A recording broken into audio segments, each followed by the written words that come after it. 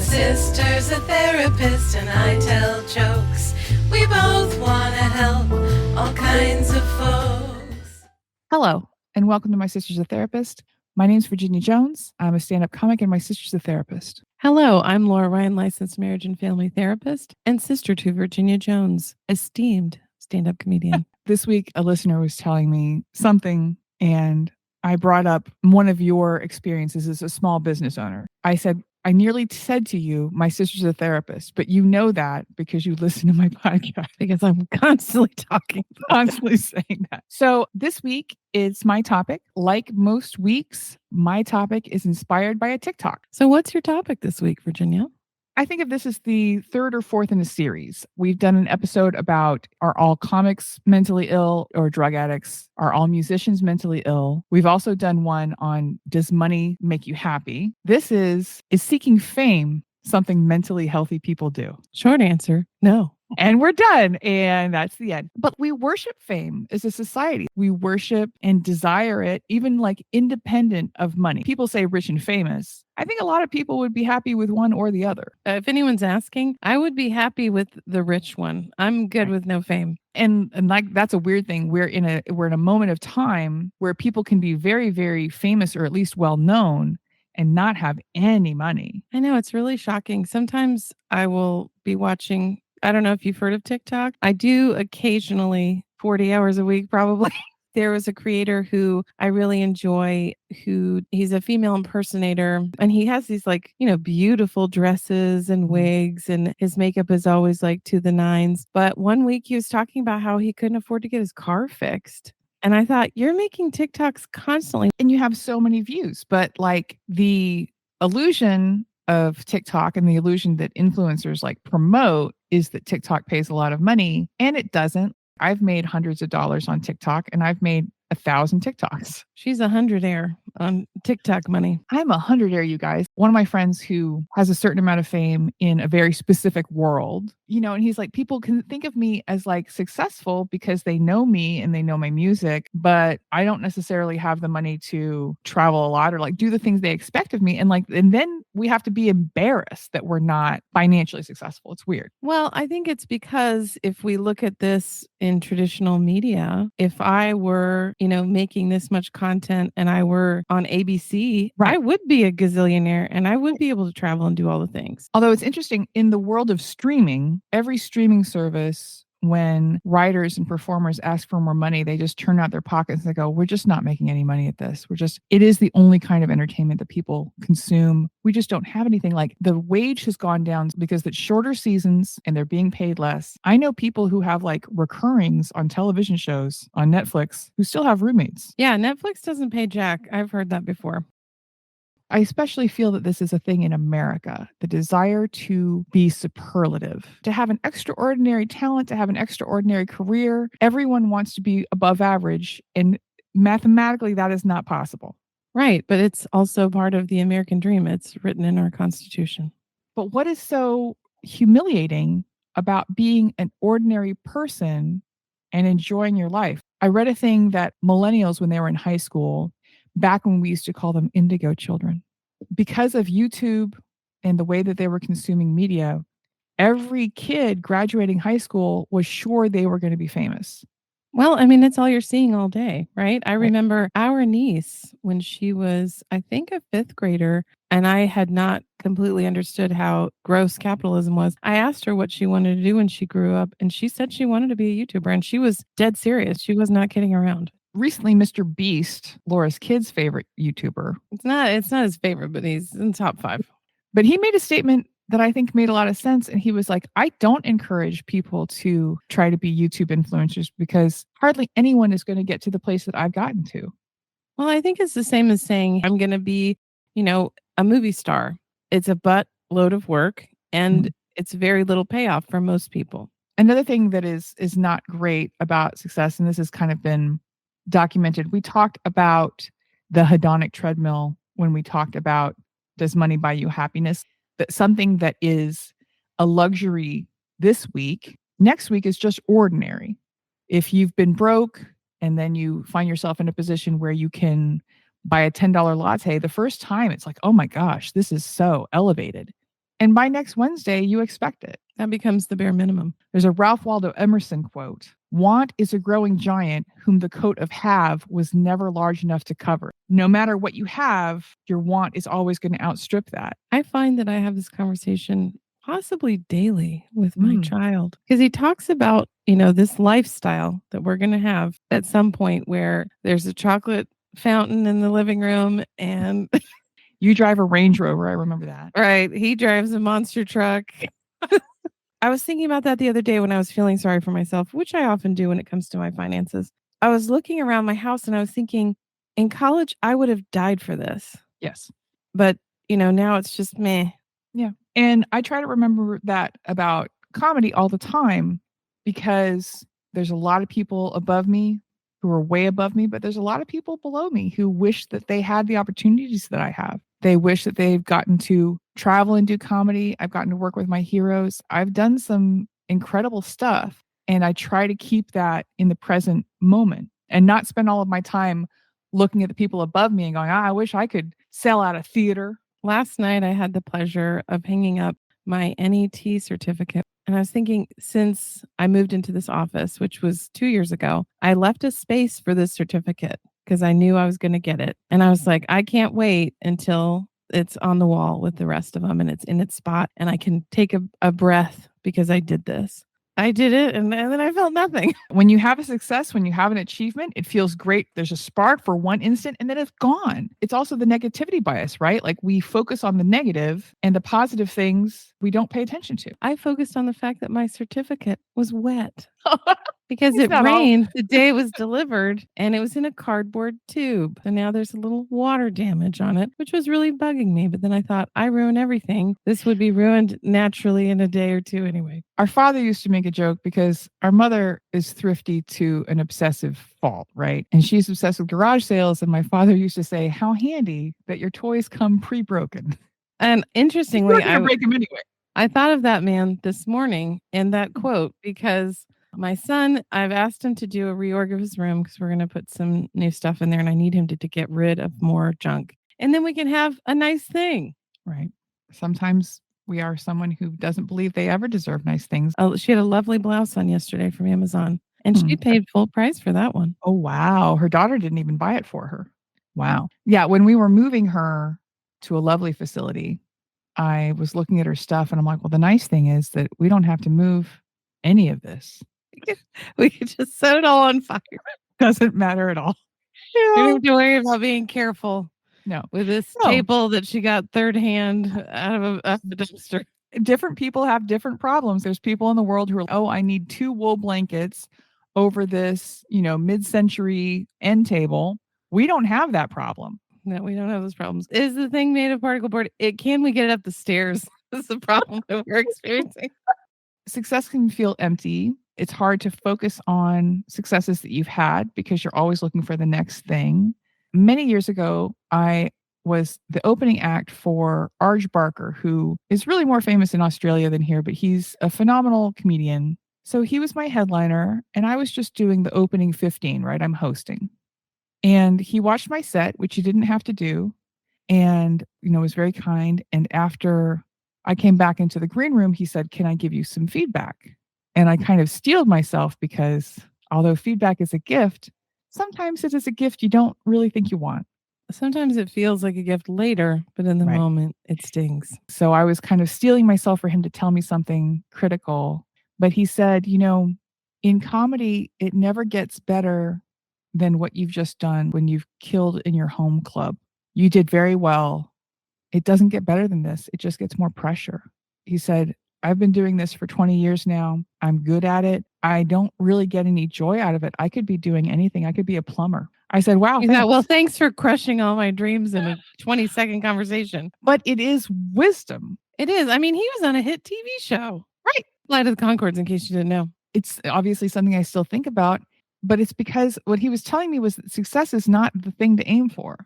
Actually, you know what? Honestly, that's been my new brain circle that I'm going on all the time. Tell me about it. My brain obsession has been mastery, like how cool mastery is. And I think I have a project somewhere in the back of my brain, which is interviewing people who have mastery in their field and just talking about it. I just think it's so cool. Because when people talk to me about being a therapist, Mhm. I mean, I've had 20 years in the game. I have a lot of skills that I've built up over time. I've learned a lot of lessons, but it took time and effort and all of that. And I think whether it's comedy or plumbing or therapy or whatever, it's the same story. I read a Penn Jillette interview once where he was talking about if you do something over and over again, you're going to become an expert in it almost by accident. You can't help but become extremely good at something. And he said he was watching some street performers in Edinburgh, and he said it was a terrible act. It was very cheesy and it wasn't enjoyable, but the people doing it were so amazing at it because they had done it 10,000 times, just like sleight of hand and juggling. And he said that they were masters of a really crappy art. They were master hacks. I've talked before about how in performance, you can't control whether you're going to be rich or famous, but the thing you can control is getting really good at your art form. It's interesting though, because you were talking about Arch Barker's comment. It kind of leaves you feeling empty. What am I doing this for if I'm not trying to be like you? If I'm not trying to feel joy from this, right? This is supposed to be filling the void in my soul. But I was thinking about an interview that I heard recently. I think it was on Smartless. There was an interview with John Oliver. In this interview with John Oliver, they were asking him, you're in these high stakes moments with people who hate you. And they're like, do you ever worry about getting punched? Do you think about how this could go completely off the rails at any moment? And he said, honestly, when I'm in the moment, when I'm in the interview, all I'm thinking about is what I'm going to edit, how I'm going to handle it. And I thought that was actually very affirming to me, because sometimes when I'm doing this podcast, I'm also doing that. And I feel like, oh, I'm not being in the moment enough. But I mean, he's an expert in his field. And if he's doing that, then I'm okay with it. Another comedy topic that pertains to this is baby reindeer. I'm not going to talk about the main thrust of Baby Reindeer, but there's a moment in the show, the main character has a breakdown on stage. He's bombing as hard as anyone's ever bombed before. He has a moment of clarity and he thinks, why did I think my comedy was so special? Why did I think this was so important? And he realized it's just that he needed the affirmation so badly.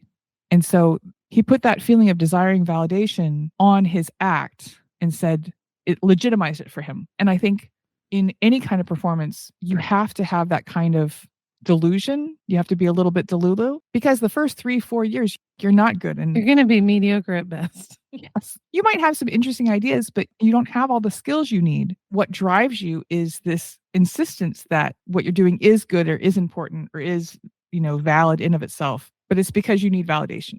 Well, and I think for me, the way that I got through my first several years of being mediocre to terrible at my job was just focusing on my ultimate goal. And my ultimate goal is connection. As long as my goal is to connect with the person in front of me, it doesn't matter if I do a mediocre job at it, as long as that keeps being the goal. Well, and now most of the time you're not doing a mediocre job. You're doing a superlative job. You've gotten to be very good at this thing. I want to talk about how fame doesn't make you happy. And this has been something we've seen over and over again. The song Richard Cory by Simon and Garfunkel. Richard Cory is this rich guy and the narrator works for him and is so envious of him and his parties and the orgies on his yacht. I wish I had what he had. And the end of the song, Richard Cory unalives himself and nobody can believe it. It's because those things weren't happiness. I think everything looks great from the outside. Right. I mean, I have worked with people who, have some level of fame and they're not any happier than the rest of us.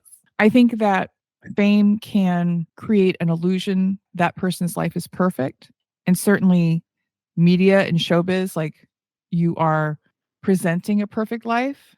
Look at the way that Elon Musk, who is successful in every way that you can be successful. He's had children with a pop star. He's very wealthy. He is in the public eye all the time. But does he act like a happy person? No, he acts like a miserable person. He acts like a miserable person. Does Zuckerberg seem happy?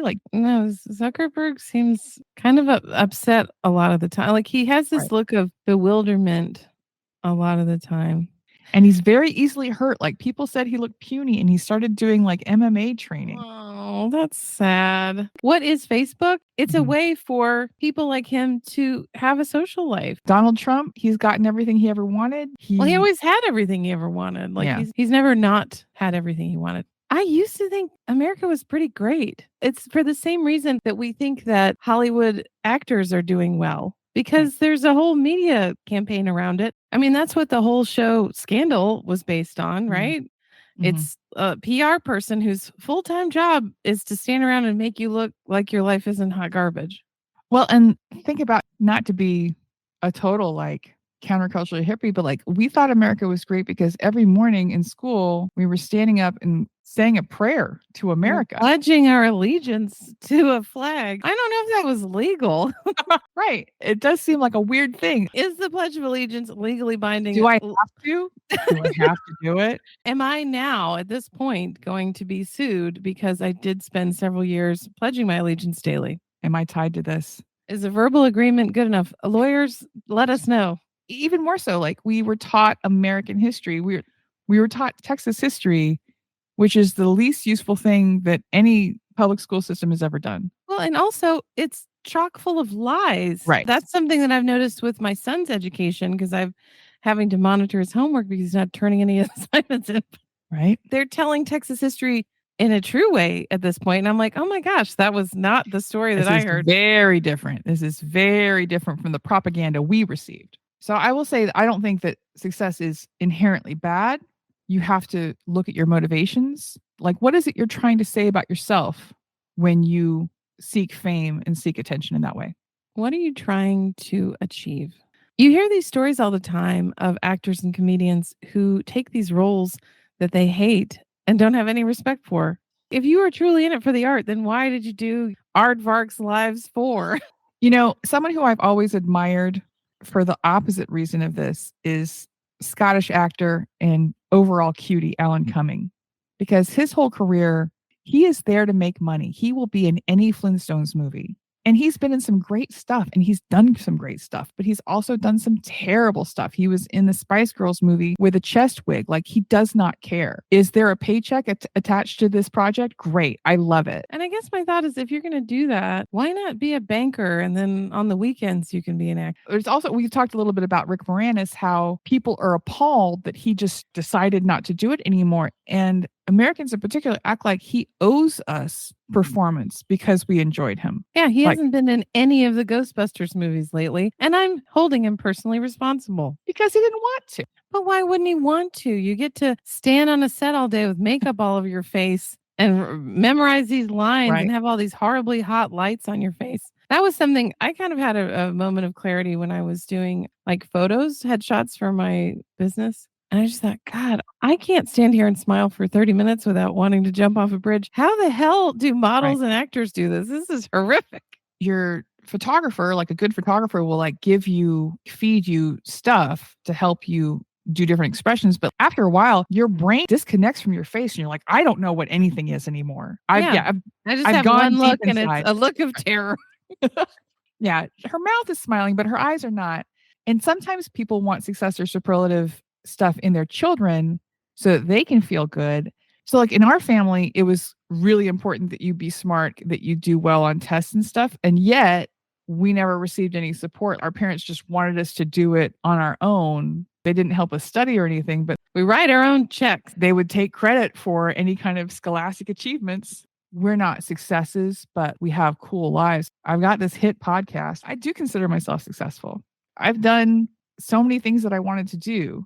And I do still really enjoy my craft. I think one of the traps of capitalism is the pressure to make a job out of the thing you love. And I think that that's part of what Arj was trying to tell me. When you take the thing that you love, that you're interested in, that you're passionate about, and make it a job, then it just becomes work at some point. Right. And that's why I love this podcast, because I'm making $0 on it and I'm spending all my time on it.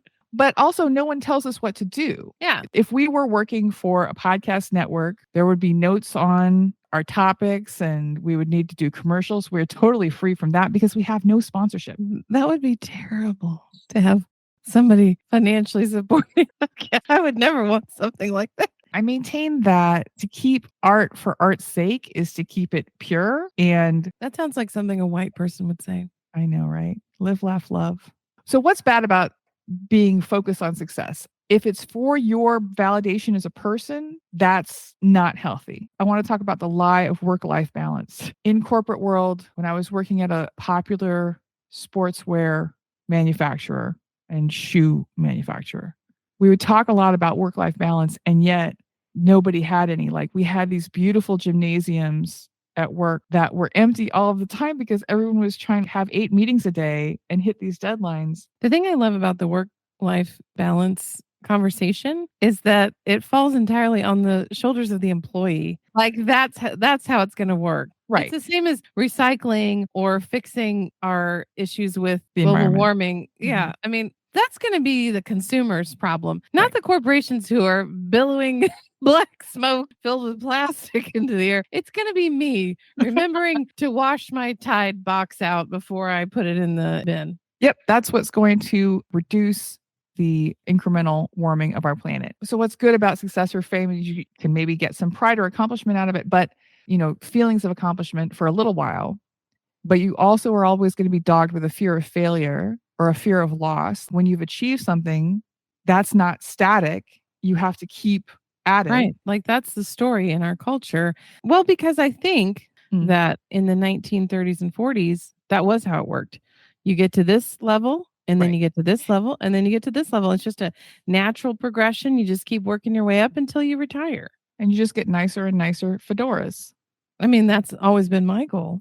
To be in this not just hedonic treadmill, but success treadmill is to give yourself bad mental health. It's too stressful. Well, because it's not a real achievable goal. Because we were talking about stories we'd made up. When I was first starting out in this game, I really thought once I have all those pieces of paper, all will be well. Right. I am going to be able to write my own checks and they're going to be for $1 million because I'm going to have all the skills. I thought once I am a clinically sound therapist who has a full schedule, who has all the trainings that a person could possibly have, then I will be able to put my feet up. And it's never happened. And you're never going to be able to put your feet up. Correct. You're going to be able to put your feet up when you're in your coffin. When I'm entering my grave.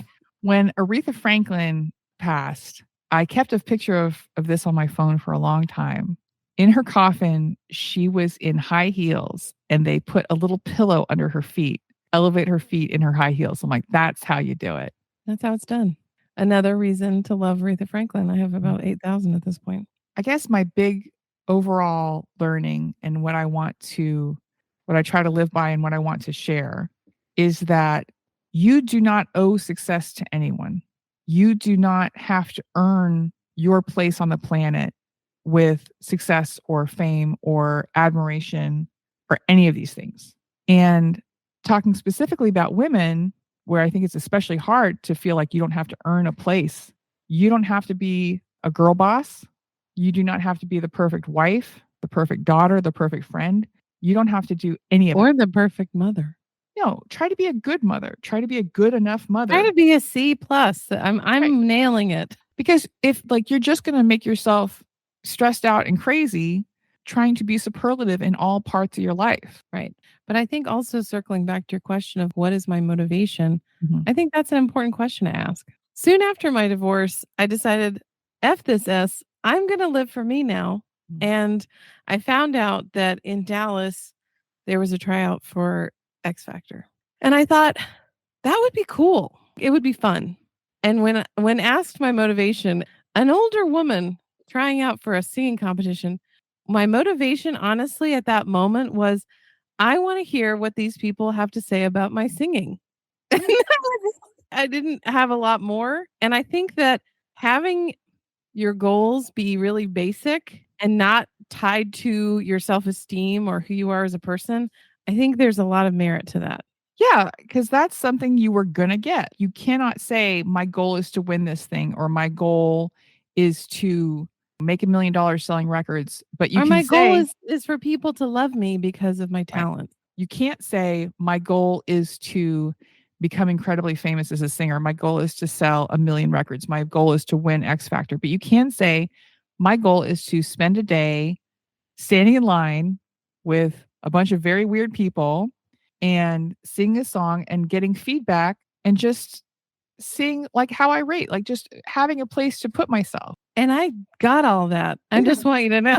And actually, to be honest, it was one of the most fun days of my life because I've never in my life been in the middle of a coliseum full of people who love singing as much as I do. That's cool. I was asked to audition for America's Got Talent. It was very exciting because there were a bunch of people outside who were just like lining up, like the cattle call people, the plebs. A PA had a notebook with my like picture in it. That feels pretty cool. And in the end, did they need super dry, sarcastic lady humor?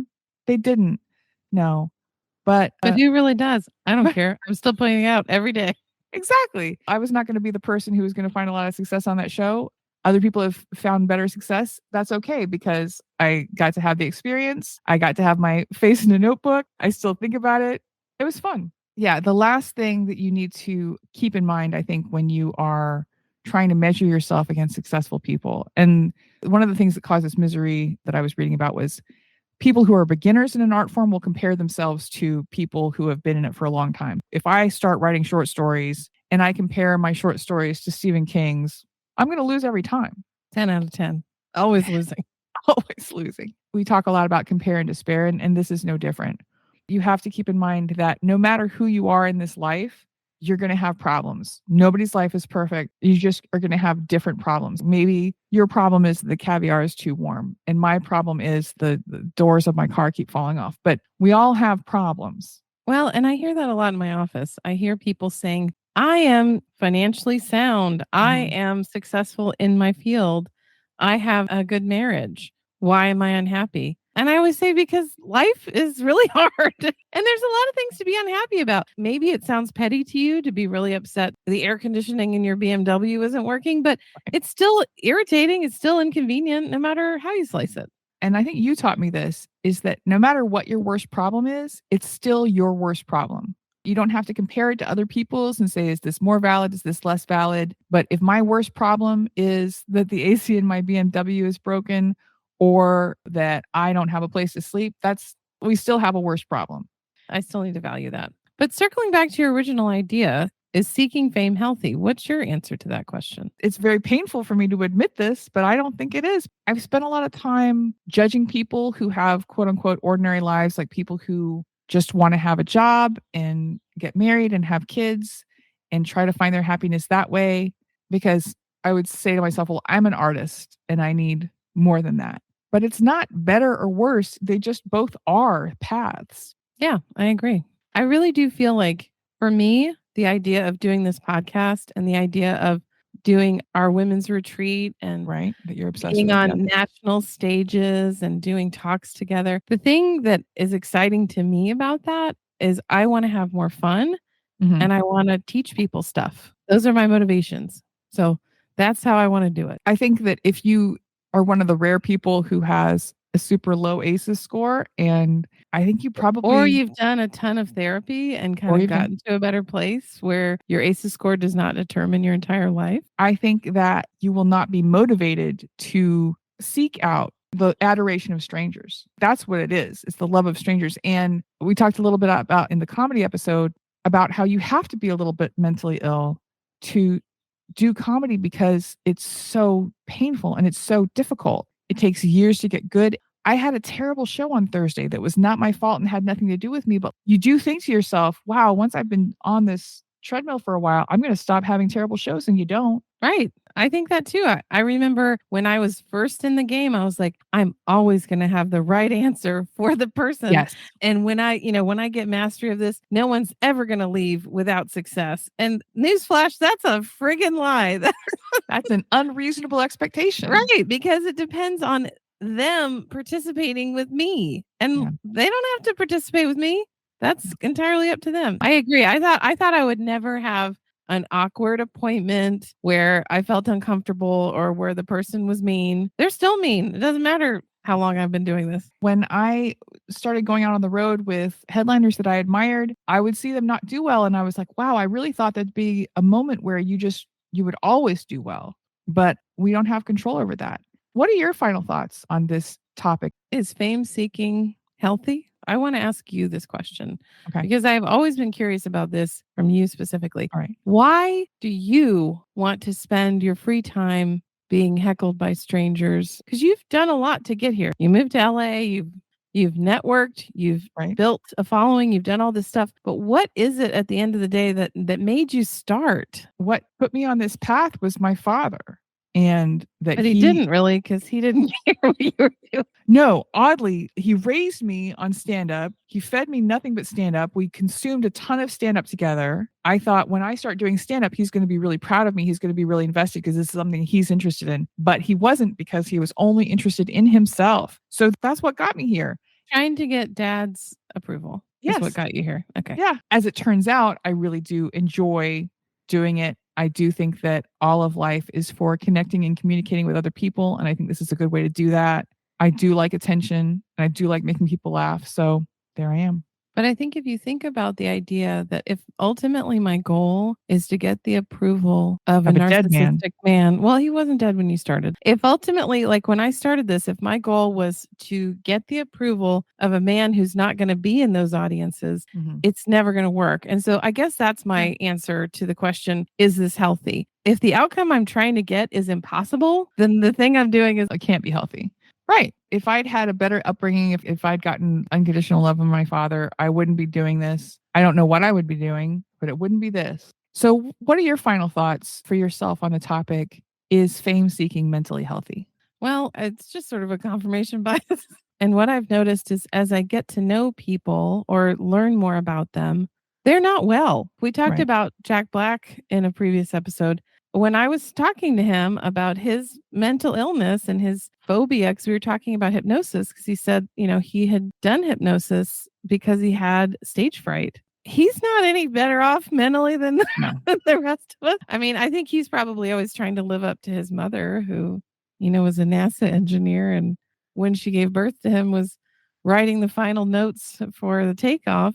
I think that would be a tough one to deal It's a tough with. one to top. Mhm. I think the answer to me is obvious. Yes, it is not healthy if fame is the ultimate goal. I Right. think if I'm doing stuff that I love that makes me happy and fame is a side effect of that, cool. But if you're seeking fame, that's not healthy. So, Virginia, what are your final thoughts on this topic? We've reached the same conclusion, but I also think no one becomes famous on accident. Like there's no one in the world that has gotten and sustained fame that has just stumbled into it. I think that that's a trope. Comics especially love to tell the story of, oh, I never even wanted to do comedy. My friends just made me, and like it just pushed me on stage, and then and then I was an overnight success. And like nobody is that. Just watch yourself. That's what Trevor Noah's story is. It is many people's story, and none of it is true. Don't be angry. Maybe with Trevor Noah, it was true. It's Dave Chappelle's story. I think it's Chris Rock's story. Like I've heard it a dozen times, and it's all varying levels of BS. It was also Marilyn Monroe's story. She just happened to be working in a factory,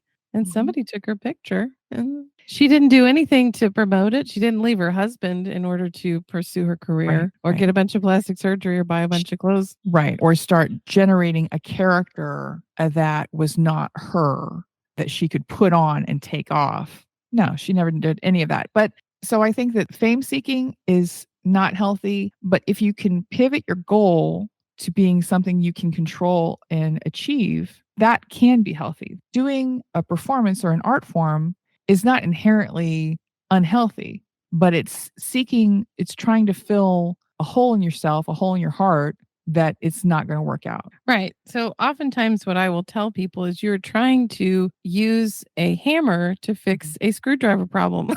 Like it's never going to work. If my goal is to get my father to pay attention to me and love me, I'm not going to find that at the Chucklebucks at 5 p.m. on a Tuesday, especially since my dad's dead. You and I were having kind of a hard talk the other day. You were talking about a TikToker who people were saying in their comments, you're so helpful. You're just doing this to educate people. It's so great how your purpose is to help others. And the TikToker very clear-headedly said, no, my purpose in doing these is to get attention. That's everyone's purpose. And Laura would like to walk a line between helping others and getting attention, but there is some attention seeking in it. I just think it's fun. I don't know. Is it wrong to have fun? I guess so. It's wrong to have fun and you should stop doing it. Laura, do you have a listener review for us this week? I'm actually going to flip the script this week, and we're going to read an email that I received from a listener whose review we read in the Inner Monologue episode. It's a great episode if you haven't listened to it. So this is from Andrea 0618. I listened to the last episode yesterday so I could hear my review at the end. And last night we realized one of our friends that we were hanging out with has aphantasia. Wow. He didn't even realize he had it, or that other people could visualize things in their minds and regularly did that. Mind blowing and so random that I just learned about it on your podcast that day. Crazy. Talk about your Bader Meinhof, baby. Right? A friend of mine reached out and he said, yeah, my girlfriend has aphantasia. She doesn't see stuff in her mind. I'm like, yeah, I talk about her. We use her as an example. We use her as an example. So Virginia, I also know we that. are educating people. We are helping people. Okay. We are here to help. And I like helping. And I'm sure that there's a selfish reason for that, but I do like helping. And if you, listener, would like to have us talk to you or read your stuff on the interwebs, you can email us at hello@mysister'satherapist podcast, where Andrea emailed us. And if you want to have us come speak at your weekend retreat, at your wellness event, you can write us at hireus@mysistersatherapist.com. You can also check out our website and our Instagram, both called mysistersatherapist.com. And Virginia, if people want to reach out to you specifically, where would they find you on the interwebs? You can find me at badinia.com, BADINIA. That's also my TikTok, and that is also my Instagram. I'm Badinia all over the place. How about you, Laura? What's your home address? Well, I can tell everybody I live on the same street as the second Manson family murder house. Oh, and you also live in the neighborhood of Jack Black. If anyone knows where Jack Black lives, Virginia sees him all the time on them streets. How about you? Where can people find you on the internet? They can find me at my website, lauraryan.org, or they can find me on the TikToks. I am Laura Ryan. Virginia, in the immortal words of Billy Ray Valentine Capricorn, we can make it, baby. Me and you. Bye-bye. Bye-bye.